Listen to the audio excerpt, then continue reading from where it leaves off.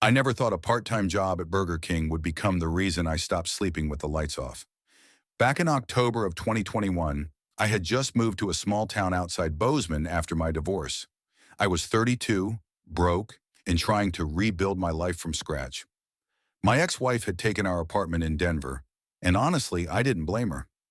I had spent years drinking too much and jumping from one dead-end job to another. My older cousin Derek owned a repair shop in Montana and offered me a couch until I got back on my feet. That's how I ended up working the late shift at a lonely Burger King near Interstate 90. The place sat almost half a mile away from the nearest gas station. Behind it was nothing but dark woods and an abandoned service road swallowed by weeds. During the daytime, it looked normal enough. Families stopped there during road trips. Truckers grabbed coffee. Teenagers laughed in the booths after football games. But after midnight, that place felt wrong. The night manager was a woman named Claire Hensley. She was in her 40s, quiet, pale, and always looked exhausted. Then there was Marcus, a skinny college kid who worked fries, and Olivia, the cashier who spent most of her shift scrolling through her phone. On my first night, Claire gave me one strange rule. If somebody knocks on the back delivery door after 1 a.m., she said, "Don't open it." I laughed a little. Why? Homeless people? Her expression never changed. Just don't. That should have been enough warning. But I ignored the feeling in my gut. For the first few weeks, nothing happened. The shifts were boring. We cleaned grease traps, refilled sauces, and dealt with drunk customers coming off the highway. Around midnight, the dining area became empty, except for the humming soda machines and the occasional truck headlights passing outside. Still, I noticed strange things. Every single night at exactly 1:17 a.m., the drive-through speaker crackled for a few seconds. No car, no customer, just static. Marcus noticed it too. "That thing's messed up," he muttered once. Claire overheard him and immediately snapped, "Don't answer it." The way she said it made Marcus go silent. A few nights later, I finally asked him what her problem was. He hesitated before speaking. "You really want to know?" "Yeah." Marcus glanced toward the office to make sure Claire wasn't listening. 3 years ago, he whispered, "a guy disappeared here." I laughed nervously. "Disappeared?" "He worked overnight maintenance. One night he went outside to take trash to the dumpster and never came back." I stared at him. "No police report?" "Oh, there was. They searched the woods and everything. Never found him." "Maybe he ran off." Marcus shook his head slowly. "They found blood near the delivery door." That night suddenly felt colder. I tried telling myself it was just small-town rumors, until the knocking started. It happened on a Thursday during a freezing rainstorm. Olivia had called in sick, so it was only me, Marcus, and Claire working the overnight shift. At exactly 1:13 a.m., somebody knocked on the back delivery door. 3 slow knocks. Thud, thud, thud. Marcus froze beside the fry station. Claire immediately stood up from the office. "Don't move," she said quietly. The knocking came again. Thud, thud, thud. I don't know why, but every hair on my body stood up. Claire walked to the security monitor near the freezer room. I followed her. The camera facing the back alley showed almost nothing because of the rain. But standing near the delivery door, was a man. At least I think it was a man. He wore a dark Burger King uniform soaked in rainwater. His head tilted strangely to one side like his neck was broken. His face was impossible to see clearly because the camera kept glitching. Marcus whispered, "Oh my God." Then the man slowly lifted one arm and pointed directly at the camera. The screen suddenly filled with static. Claire unplugged the monitor immediately. Nobody spoke for almost a minute. Then the knocking stopped. I finally asked the question sitting in my throat. "Who the hell was that?" Claire looked terrified. "That's why you never opened the door." The rest of the shift felt endless. I kept staring at the windows, expecting to see someone outside. At 3 a.m., Claire finally told us the full story. The missing employee's name was Nathan Cole. He'd worked maintenance overnight in 2018. According to Claire, Nathan was normal at first. Quiet, hardworking, polite. But after a few months, he started acting paranoid. He claimed somebody was standing outside the building every night watching him from the trees. Nobody believed him. Then one night he ran inside screaming that something had followed him from the dumpster. Claire said he locked himself in the freezer for almost an hour. A week later, he disappeared. The police found blood near the back door and assumed he'd been attacked or kidnapped. But Claire believed something else. Ever since that night, she whispered, someone knocks on the door. I wanted to quit right there, but I needed money too badly, so I stayed. Worst mistake of my life. A few nights later, Marcus didn't show up for work. Claire called him repeatedly, but he never answered. At around 12:40 a.m., a state trooper came into the restaurant asking if we knew him. My stomach dropped immediately. Marcus's car had been found abandoned near the woods behind the Burger King. Driver door open, engine still running. No sign of Marcus. The police searched all night. Nothing. By sunrise, I was shaking so badly I could barely hold a coffee cup. Claire looked like she was about to cry. I told him never to go outside alone, she whispered.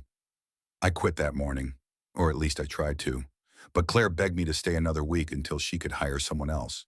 I don't know why I agreed. Maybe guilt, maybe curiosity, maybe stupidity. The next Friday became the worst night of my entire life. There was a snowstorm that evening. Roads were almost empty. By midnight, we'd had maybe 3 customers total. At 1:17 a.m., the drive-through speaker crackled again. Static, then a voice. Hello? My blood froze. It was Marcus. I swear to God, it sounded exactly like him. Claire heard it too. Please, the voice whispered through static. Help me. I nearly dropped the headset. Then came a horrible, wet, choking sound. Claire ripped the headphones off the hook and slammed them down. Don't answer him, she said, but her hands were trembling violently. Then the drive-through motion sensor activated. Ding! A vehicle had pulled up. I looked toward the monitor. An old white pickup truck sat outside in the snow. Driver door open, no driver. But in the truck bed, someone was lying there, motionless, covered with snow. Claire whispered, turn off the monitor. I couldn't move. The body suddenly sat upright, its head turned toward the camera with a sharp, unnatural movement. Even through the grainy screen, I recognized Marcus, or something wearing Marcus. His mouth stretched open far too wide. Then the camera feed died. The restaurant lights flickered instantly. Every freezer alarm started beeping at once. Claire screamed, "Get into the office now!" We locked ourselves inside while the entire building groaned around us. Something heavy slammed against the kitchen walls. Bang, bang, bang. The drive-through speaker erupted with static and distorted screaming. I called 911 with shaking hands. Then came the sound that still haunts me today. Footsteps. Inside the restaurant. Slow, wet, dragging footsteps. Claire covered her mouth, trying not to cry. The footsteps stopped outside the office door. Then came 3 knocks. Thud, thud, thud. Exactly like before. The doorknob slowly turned. For one horrible second, I thought the lock would break. Instead, silence. Complete silence. 5 minutes later, police arrived. They searched the entire building. Nothing. No footprints, no truck, no Marcus. Just melting snow near the back delivery entrance. I never returned after that night. Claire shut down the restaurant a month later and transferred somewhere else in Idaho. The Burger King itself stayed abandoned for almost 2 years. Locals started making up stories about it. Teenagers claimed they saw lights inside late at night. Truckers reported hearing voices from the drive-through speaker, even though the building had no power. Last year, during a road trip through Montana, I made the mistake of driving past it again. The building looked dead. Boarded windows, broken sign, snow covering the empty parking lot. But as I drove by, the drive-through speaker crackled to life, and a familiar voice whispered through the static. Still hungry? I didn't stop driving. I haven't gone near another Burger King since, and every now and then, usually around 1:17 in the morning, I hear 3 slow knocks somewhere outside my apartment. Thud, thud, thud. Story 2. I never believed in ghosts or urban legends until the summer of 2018 in Elmwood, Ohio. My name is Alex Rivera, and at 24, I was just another broke community college dropout scraping by on minimum wage. Burger King on Route 22 had a now hiring sign that glowed like a beacon after my third layoff from the auto parts store. The manager, a tired guy named Doug with a faded tattoo of the BK crown on his forearm, hired me on the spot. "Nights are quiet," he said during my orientation. "Just keep the drive-through moving and don't worry about the stories." I laughed it off. What stories? Elmwood was a forgettable Rust Belt town. Strip malls, cornfields, and one decent bar. The Burger King sat at the edge of town, a squat red and yellow building built in 1987 on what used to be farmland. Nothing sinister, or so I thought. My first few weeks were normal. Greasy uniforms, endless orders for Whoppers and onion rings, the constant beep of the fryer timers. I worked the 10 p.m. to 6 a.m. shift with a couple of locals. Sarah, a chatty single mom who chain smoked during breaks, and Marcus, a quiet high school kid who wanted to be a YouTuber.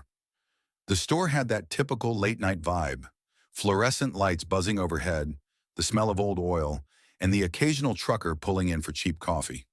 But small things started nagging at me around the third week. The security cameras in the back storage room kept glitching. Doug shrugged it off. "Old system. We replace them when corporate approves the budget." One night around 2 a.m., I was restocking cups when I heard a child's laugh from the walk-in freezer. Clear as day. I froze, heart hammering. When I opened the door, nothing but frozen patties and frost. I told Sarah the next evening. She went pale. "You didn't hear about the '85 fire," she whispered while we wiped tables.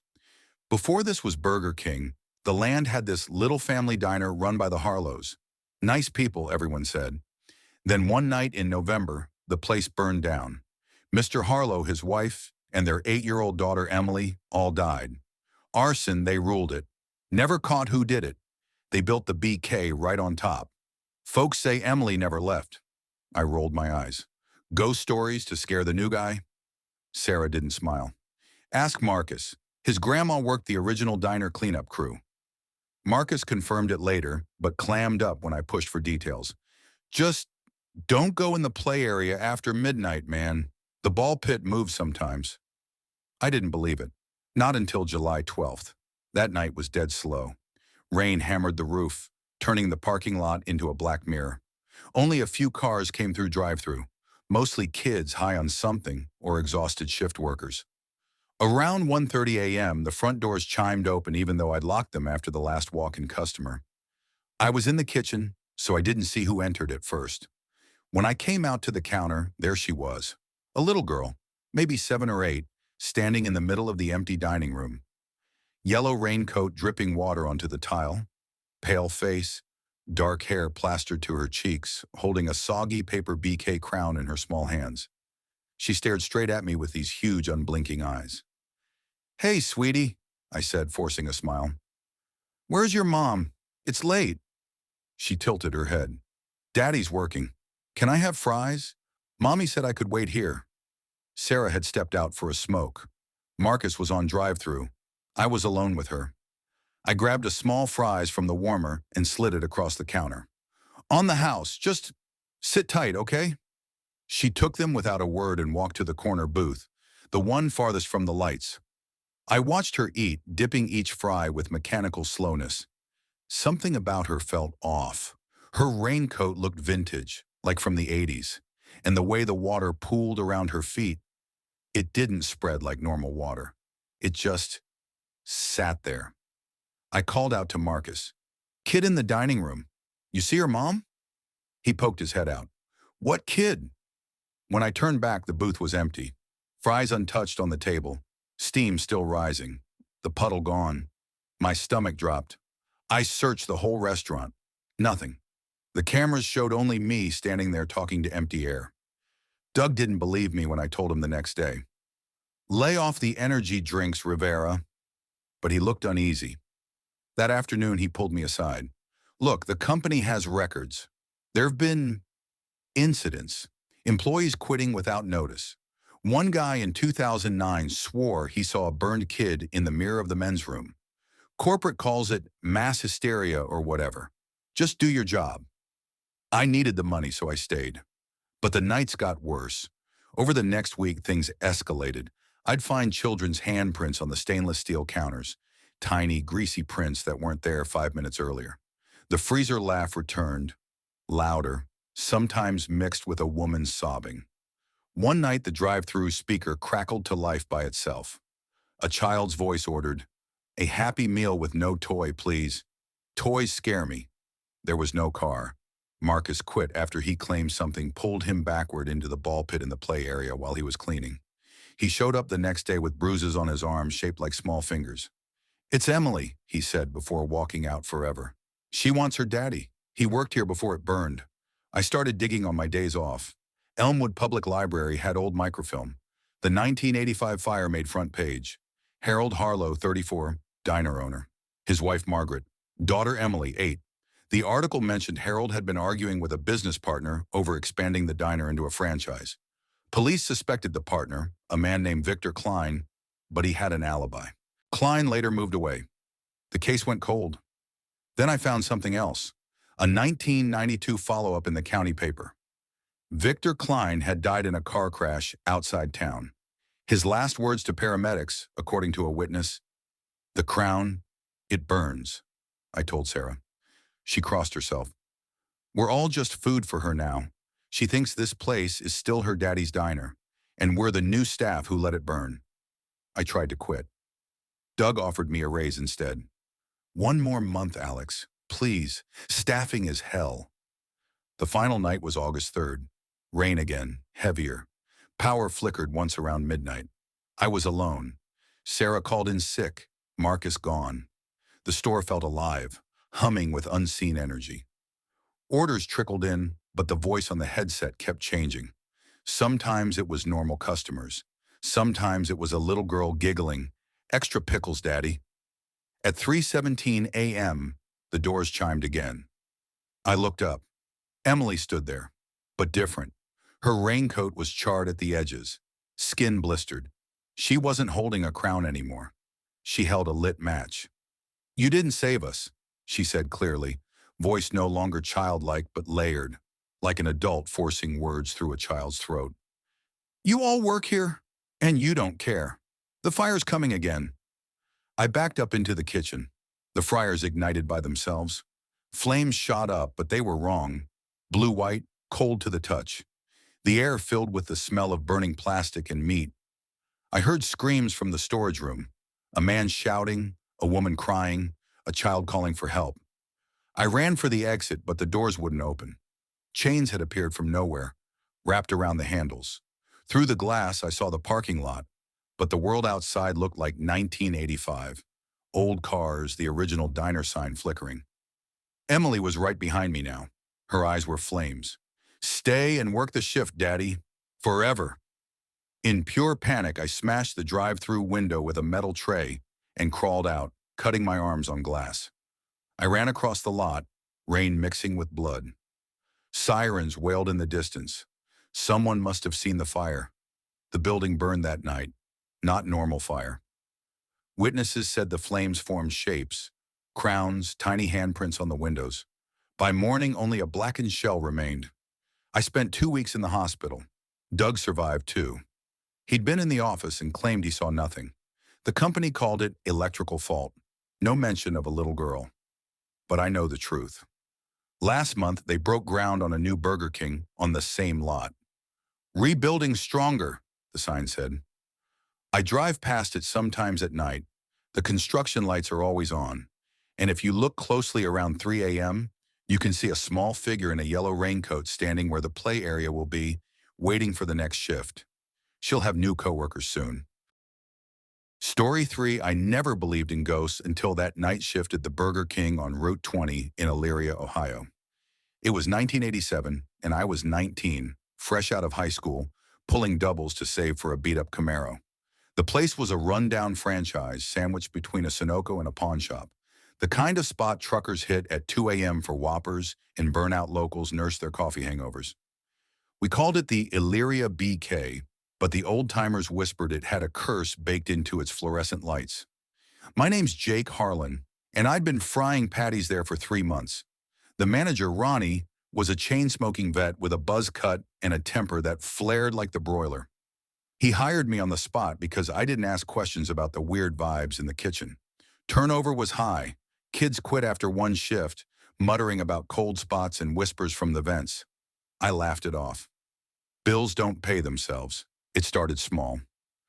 Around midnight on a rainy Tuesday, the fryer oil bubbled without being on. I flicked the switch off, wiped sweat from my brow, and double-checked the thermostat. Nothing. But as I plated a double cheese for the lone drive-through customer, a grizzled trucker in a Peterbilt, I heard it, a low murmur from the walk-in freezer, like someone gargling gravel. "Help! The flame!" I froze, spatula midair. Ronnie was chain-smoking out back, so I grabbed the flashlight and yanked open the freezer door. Frost billowed out, chilling my apron. Empty shelves, boxes of frozen patties stacked neat. No one, just the hum of the compressor. I slammed it shut, heart thumping, and told myself it was the wind rattling the exhaust fan. The next night, Wednesday, things escalated. Shift change at 10 p.m., and Carla, the day girl with the peroxide hair, pulled me aside in the break room. "Jake, you hear the stories." Her voice dropped, eyes darting to the grease-stained walls. I shrugged. Stories were for rookies. But she leaned in, breath smelling of Big King sauce. "This place opened in '76, right after the mill fire on the east side. You know the one? Killed 5 guys, welders trapped in a boiler room explosion. Flames ate 'em alive from the inside out. Their foreman, Eddie Voss, survived. Barely. Skin melted off his arms, lungs scorched black. He sued the company, got a settlement, then vanished. Bought this lot with the cash. Built the BK himself. They say his ghost fries in the oil every night, waiting for someone to take his place." Bullshit, I thought. Urban legend to scare newbies. But as she clocked out, the fryer hissed again, off cycle, and I swear I smelled charred meat, not the usual beefy tang. That night, the trucker came back. Same guy, mud-caked boots clomping in. Ordered extra fries, extra crispy. When I handed him the bag, his eyes locked on mine. "Watch the flame, kid. It hungers." He drove off into the downpour, tail lights fading like dying embers. By Thursday, the whispers wouldn't quit. They came at peak hours, 1 a.m., when the lot emptied and fog rolled off Lake Erie. I'd be assembly lining Whoppers, bun, patty, lettuce, mayo, when the voice slithered from the broiler vents. "Join us! Burn bright!" I'd spin around, but the kitchen was empty. Ronnie noticed. "You look like shit, Harlan. Hearing things? Boss gets chatty when it rains." He lit another Marlboro, exhaling smoke that curled like fingers. "Heard it myself first week. Ignore it, or it'll pull you in." I couldn't ignore it. That shift, a family rolled up. Mom, dad, 2 kids hyped on soda. Normal order, kids' meals, onion rings. But as I dropped fries into the vat, the oil surged. Bubbles erupted like a geyser, splattering my arm. Blisters rose instant, skin bubbling red. I yelped, yanking back, but the pain felt wrong, deep, like fire licking my bones. The voice laughed now, wet and ragged. "Taste the flame, Jake. We're waiting." I patched up in the bathroom, mirror fogged from my ragged breaths. That's when I saw the Polaroids taped behind the toilet. Faded employee pics from '76 opening day. Smiling faces, name tags crisp. There was Eddie Voss, front and center. Gaunt, eyes hollow, arms wrapped in bandages that didn't hide the raw, melted flesh. Below him, the 5 welders, stiff in their hard hats, grins too wide. Scrawled in faded marker, "First batch done right." Friday hit like a freight train. Storm warnings blared on the radio. Gale force winds off the lake. Business died early. Only stragglers braved the gale. Ronnie bailed at 11, muttering about Voss's weather. Alone, I manned the fort, lights buzzing overhead like angry hornets. The whispers turned to screams around 12:30. "The flame! It took us! It'll take you!" From everywhere, vents, freezer, even the drive-through speaker crackling static pleas. I bolted the doors, grabbed the fire extinguisher, and checked the fryer. Oil black as tar, swirling with shapes, faces, hands clawing up from the depths. No, trick of the light. But then the broiler ignited on its own. Blue gas jets roaring orange. Heat blasted my face, singeing hairs.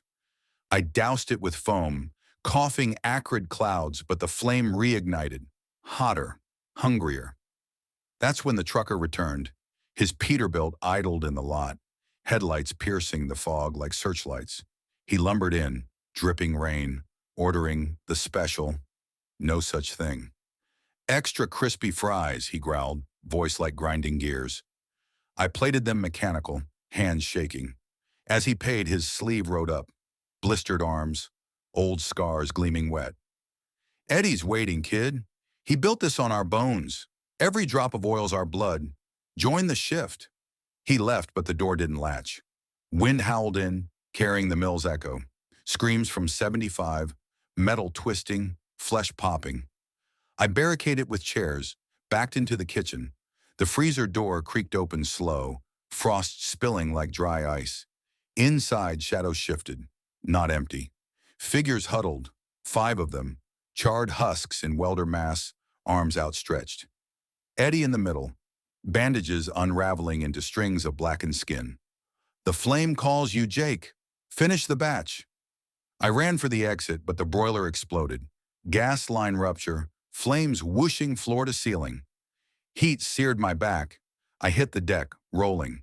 Whispers everywhere now, a chorus. Burn with us, forever crisp. Smoke clawed my throat, vision blurring red. I crawled toward the fire door, fingers blistering on the handle. Locked, jammed, trapped. Panic surged. I smashed a chair through the drive-through window, glass shattering like brittle bones. Tumbled out into the storm, rain hissing on my burns. Behind me, the BK glowed infernal, windows hell orange. Sirens wailed distant. Fire department, too late. I collapsed in the lot, gasping. The trucker watched from his cab, nodding slow. Good choice, kid. Not everyone's cut for the night shift. Cops came at dawn. Ruins smoldered. They pulled out 6 bodies, skeletal, fused to the equipment. DNA tests later called them unidentified mill workers. Lost since 75. Eddie Voss, no record after the payout.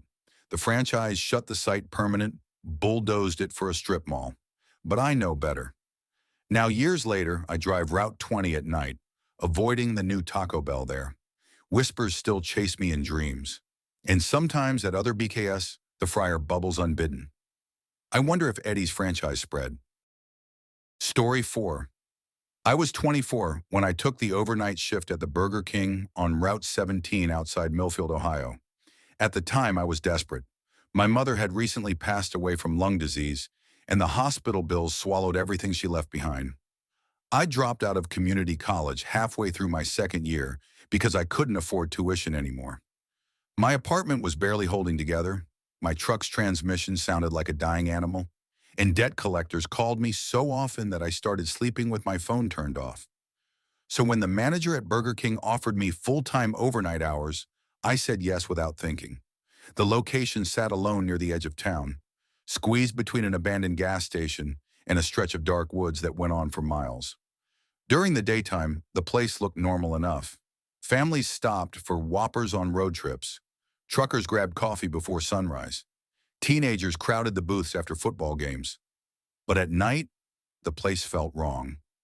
Even during my interview, I noticed something strange about the employees. Nobody joked. Nobody smiled much. They all looked tired in a way that had nothing to do with work.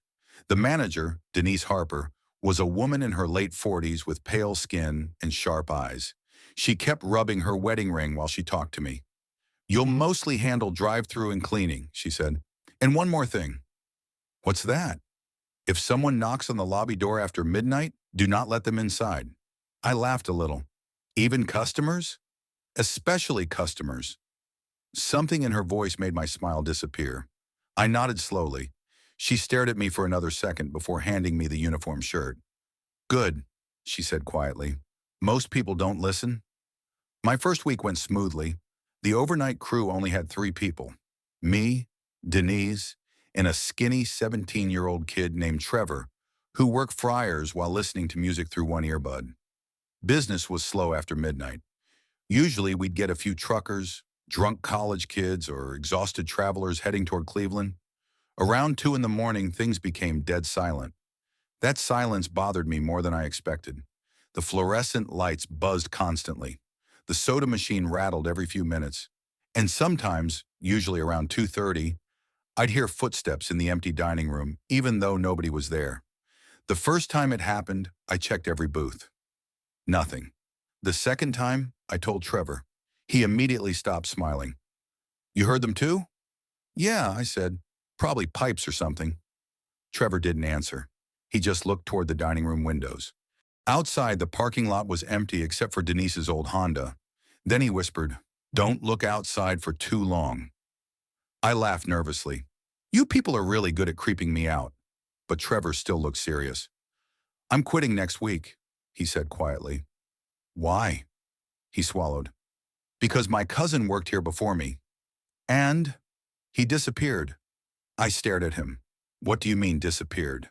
Trevor looked toward the kitchen to make sure Denise wasn't nearby. 3 years ago, overnight shift, cops never figured it out. A cold feeling crept into my stomach. Why would this place still be open? That's the weird part, Trevor muttered. The security footage from that night was gone. I tried convincing myself he was messing with me, but deep down, something felt wrong. Very wrong. 3 nights later, I experienced the first truly disturbing thing. It was raining hard outside. Around 2:15 a.m., a pickup truck pulled into the drive-thru. The speaker crackled.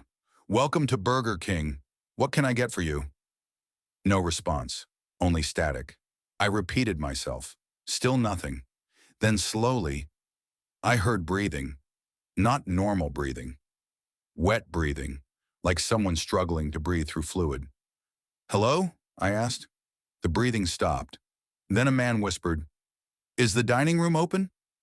Every hair on my arm stood up. The lobby had closed hours earlier. No, sir, I said carefully.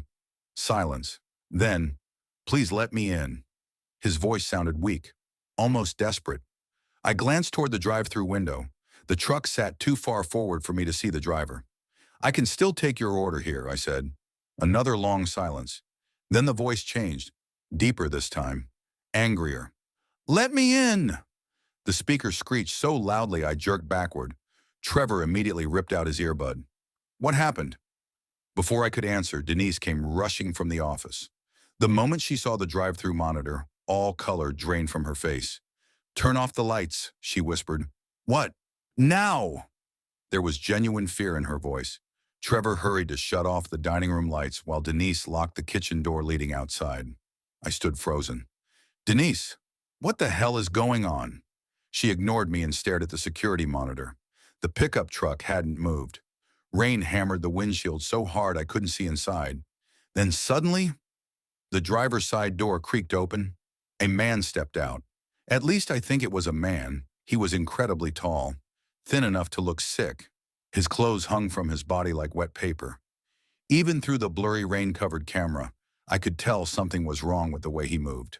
His arms bent strangely, like joints were in the wrong places. Trevor whispered, Oh, God.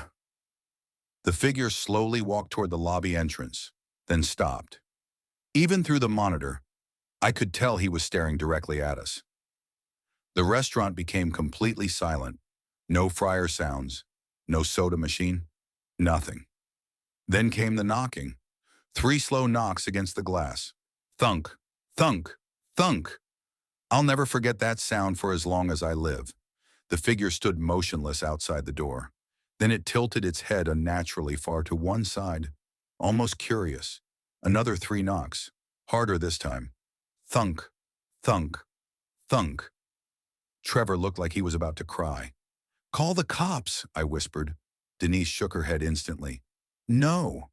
What do you mean no? He'll leave soon. You know what that thing is. She finally looked at me. And what scared me most was this. She looked guilty, not scared, guilty. The figure outside slowly raised one hand and pressed it against the glass. Its fingers were unbelievably long. Then the security camera flickered. For one split second, I saw its face clearly. Its skin looked gray and swollen. Its mouth stretched far too wide, And its eyes were completely black. The monitor cut to static. Trevor screamed. Then suddenly, the knocking stopped. Complete silence returned. Denise slowly walked to the window and peeked outside. The parking lot was empty. The truck was gone. Just like that. I didn't sleep the next day. I couldn't. My brain kept replaying the face on that monitor over and over again. I almost quit right then, but I needed money too badly. So the next night I returned, and that turned out to be the biggest mistake of my life. Around 1:40 a.m., Denise finally told me the truth, or at least part of it. We were restocking freezer inventory when she suddenly said, "The Burger King used to be a diner." I looked up. What? In the 70s. She avoided eye contact while organizing boxes. A family owned it. Husband, wife, and their son. I stayed quiet. One winter night, she continued, a bus crashed on the highway during a snowstorm. Some survivors walked here for help. Her voice trembled slightly. But the owner locked the doors. A cold feeling spread through me. Why? He was scared they'd rob him. What happened? Denise stopped moving. They froze to death outside. The freezer suddenly felt 10 degrees colder. How many people? 7. I stared at her. You're serious? She nodded slowly. The owner disappeared 2 weeks later. Nobody ever found him. Neither of us spoke for a moment. Then I asked the question I'd been afraid to ask. The thing outside. Denise looked toward the dining room. We started seeing him after the remodel. Him? The owner. I laughed nervously. You actually believe that? Denise looked directly into my eyes. I've seen what happens when someone opens that door. Before I could ask more, the power went out. Everything became black. Trevor cursed loudly from the kitchen. Emergency backup lights flickered on seconds later, painting the restaurant in dim red light. Then came the sound. Footsteps inside the dining room.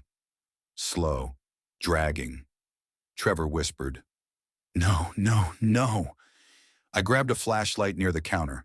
Every instinct in my body screamed not to look, but I did. The beam shook violently in my hand as I pointed it toward the booths. Empty. Then, a wet footprint appeared on the tile floor. Right in front of me. Another one followed, then another, like someone invisible was walking toward us. Trevor backed against the soda machine, nearly hyperventilating. The footprints stopped at the counter. Then I heard breathing directly beside me. I spun the flashlight. Nothing. But the smell hit instantly. Rot. Wet earth. Something dead. Then the drive-through speaker activated by itself. Static filled the restaurant. And through the static, I heard multiple voices whispering at once. "Please let us in." The lights exploded overhead. Glass rained onto the floor. Trevor screamed. Then the dining room door slowly creaked open by itself. Cold wind rushed inside, and standing beyond the doorway was the tall figure. This time I saw him clearly.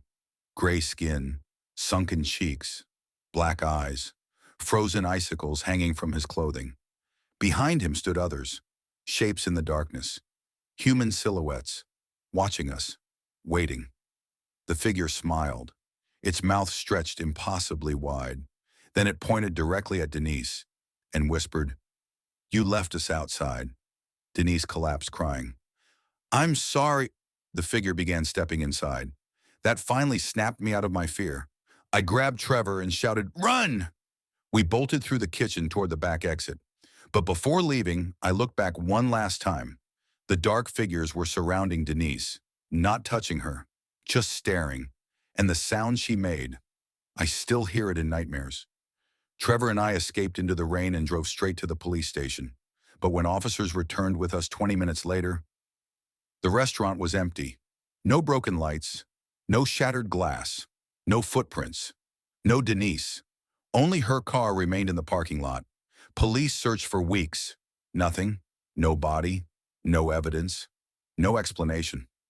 Burger King permanently closed that location 2 months later. Trevor moved to Arizona soon after. We never really talked again. As for me, I still avoid fast food restaurants late at night, and sometimes during heavy rainstorms, I remember the final thing I saw before running out of that building. There was a message written on the fogged-up lobby window behind Denise. A message that hadn't been there before. 5 words written by an invisible hand. Now you stay inside.